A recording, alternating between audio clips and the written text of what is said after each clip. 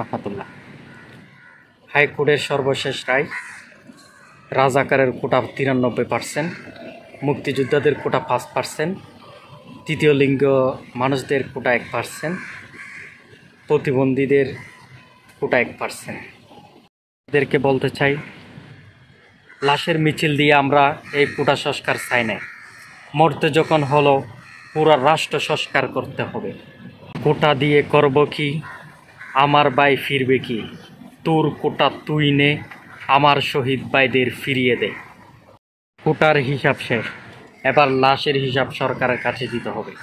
আমি ছাত্র ভাইদেরকে অনুরোধ জানাচ্ছি, যতক্ষণ পর্যন্ত লাশের হিসাব সরকার দিতে পারবে না, ততক্ষণ পর্যন্ত আপনারা আগের মতো বিক্ষোভ চালিয়ে যাবেন। এই বিক্ষোভ কখনো বন্ধ হবে না। যতক্ষণ পর্যন্ত সরকারের পতন হবে না, ততক্ষণ পর্যন্ত এই বিক্ষোভ চলতে থাকবে।